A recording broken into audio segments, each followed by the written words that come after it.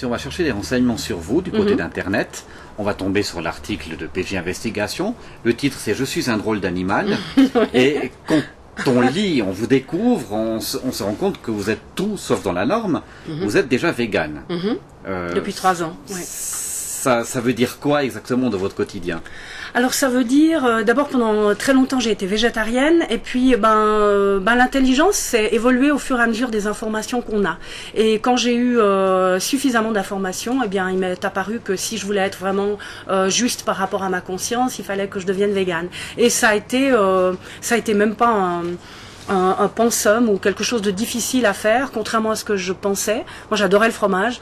Mais alors, vegan, la définition, déjà, je vais partir avec la définition. Vegan, c'est ne plus manger aucun produit issu de l'exploitation animale. Ça veut dire plus de viande, plus de fromage, plus de lait, plus de miel, mais également plus de cuir, plus de laine, voilà, plus de soie. Pour des raisons évidentes. On pourrait même dire que je suis antispéciste. Aïe aïe aïe, ça va faire encore grincer des dents. Je commence à avoir déjà peur, dites-moi. Mais rassurez-vous, je dis pas à tout le monde, devenez comme ci, devenez comme ça. Simplement, ça, c'est mon chemin. Vous acceptez la différence? Je vous dis, j'adore la bidoche, un beau morceau de viande. Vous ne mettez pas votre poing dans ma gueule, c'est bon, là. Mais pas du tout. Moi, j'ai eu un papa chasseur. J'ai mangé toutes sortes de viande, vraiment, et j'adorais manger de la viande. J'adorais manger du fromage. Simplement, ma conscience et puis mes informations font que je suis devenue végane. Mais à l'heure actuelle, je vais vous dire une chose qui n'a rien à voir ni avec vous, le carnivore, ni avec moi, la végane. C'est qu'il y a une vérité scientifique pour tout le monde. C'est que si on veut, par exemple, lutter contre le réchauffement climatique, il y a une chose qui serait très simple à faire, c'est simplement de manger moins de viande. Simplement ça. C'est le deuxième poste du réchauffement climatique, l'élevage. Donc, il faut aussi avoir une certaine logique. Et puis, dans cette optique-là, moi, ce que j'ai envie de proposer, c'est que comme beaucoup de pays européens, on se mette à encourager, par exemple, les lundis végés, par exemple. C'est-à-dire que dans les cantines, dans les écoles, on servirait des repas à base de végétaux, de légumineuses, et on verra ainsi toute la palette de nourriture qu'on a à disposition. Et puis en même temps, c'est une très bonne chose point de vue de la santé, parce que sur la pyramide alimentaire, si on regarde bien, la viande elle est au sommet, c'est-à-dire avec parcimonie de temps en temps. Et nous, on a un peu renversé cette pyramide. La plupart des gens mangent de la viande tous les jours. C'est une hérésie pour la santé et c'est une hérésie pour la planète. On commence à voir arriver plein de restaurants végétariens oui. en Valais. J'ai même été dans un restaurant qui servait des hamburgers, mais il y avait des hamburgers végétariens. Il y a un mouvement autour de ça, il y a une conscientisation. Oui. Donc vous n'êtes pas déjà en retard d'un train par rapport à votre discours? Non, pas du tout, absolument pas du tout. Le végétarisme c'est une chose et puis le véganisme c'est encore une autre chose. Mais tous les deux tendent vers une curiosité qu'on doit tous avoir à propos de notre nourriture. Ici on est dans un endroit où il y a une diversité de légumes fabuleuse. Nous sommes au coin des Babilleurs en face de la potagère. J'adore ce nom. Oui.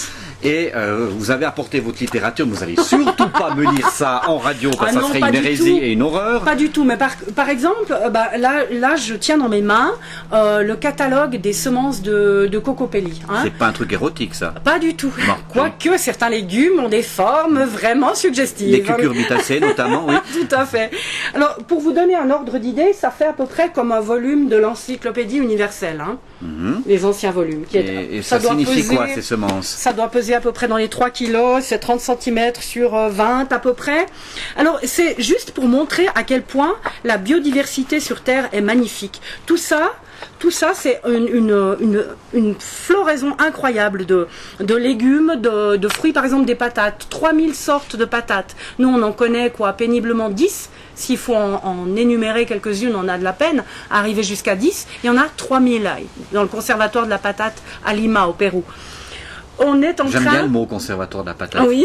Je vois des patates faire des concerts, des symphonies, etc. Mais c'est peut-être ce qu'elles font une fois les portes closes. Les maïs, pareil. Il y a énormément de variétés de maïs. Il y a énormément de variétés de haricots, de tomates, d'oignons, de choux.